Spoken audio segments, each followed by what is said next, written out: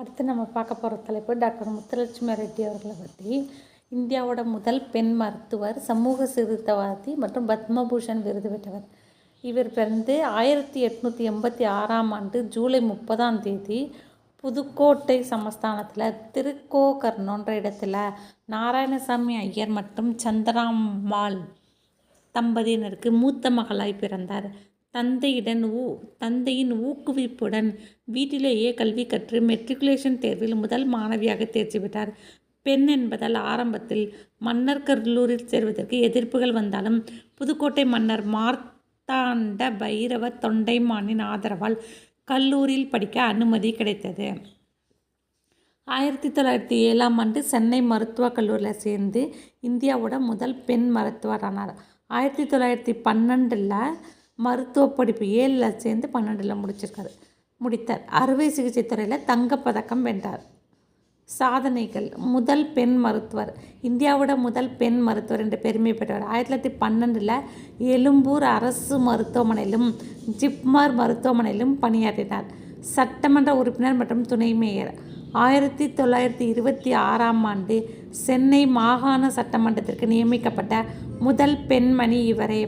1925 சட்டமன்ற துணைத் தலைவராக போட்டியின்றி தேர்ந்தெடுக்கப்பட்டார். சென்னை மாநகராட்சியின் முதல் துணை மேயர் என்ற பெருமையும் இவருக்கு உண்டு. தேவதாசி முறை ஒழிப்பு.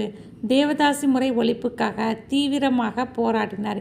இவரது முயற்சியால் 1947 தேவதாசி ஒழிப்பு சட்டம் அமலுக்கு வந்தது.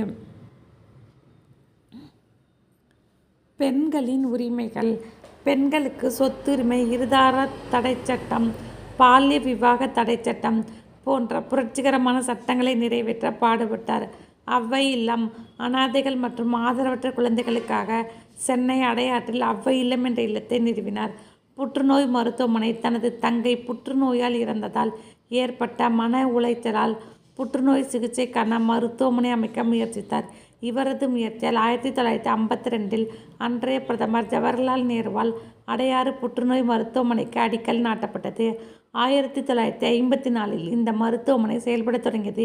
இது தென்னிந்தியாவின் முதல் புற்றுநோய் சிகிச்சை மையம் ஆகும். சர்வதேச மாநாடுகள்.